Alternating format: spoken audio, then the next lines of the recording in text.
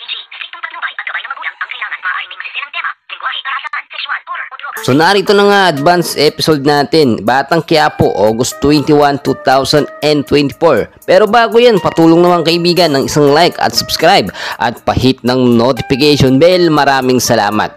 Matapos ngang manalo sa sugal etong si Tanggol, no, at kalabanin niya etong si Tisay na nagmamay-ari ng isang mamahaling sports car na nagkakahalaga ng 19 million pesos.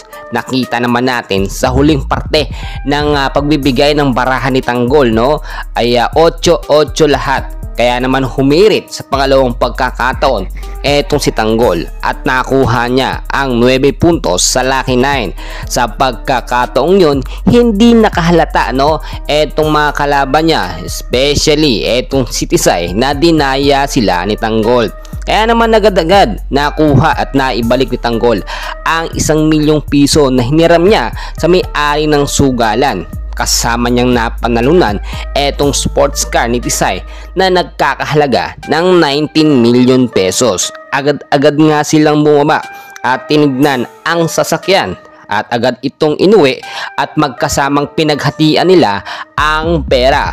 Pero matapos nila itong dalhin sa kanilang kaibigan na pagbebentahan sana ng sports car na nagkakahalaga ng 19 million pesos, ay nagkaroon naman ng aberya. Matapos kasing i-check, no, ni Raul, etong sports car ay isang car na pala, no, at hindi mismong may-ari etong si Tisay.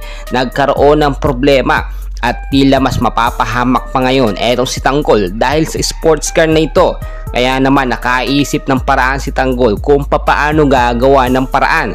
Ichachap-chap niya ang sports car at ibebentang parts, no, o parte ng kotse nito, sasakyan nito, para pagkakitaan.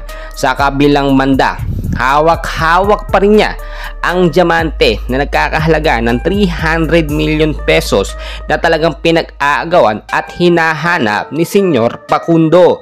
Alam naman natin, no, na eto na yung pagkakataon ni Tanggol para yumaman. At kasama sa pagyaman niya ay etong si Tisay na tutulong sa kanya. Pero hindi natin alam, baka etong si Tisay ang magpapahamak pa or magpapabagsak dito kay Tanggol. Sa pagkakataong ito mga kaibigan, nakita naman natin hanggat na kay Tanggol etong diamante na nagkakahalaga ng 300 million pesos, no, ay eto ang simula ng kanyang pagyaman at pagbabago ng karakter dito sa Batang Quiapo. Well mga kaibigan, may kaganapan pa tayo mamaya. Huwag kalimutan mag-like and subscribe.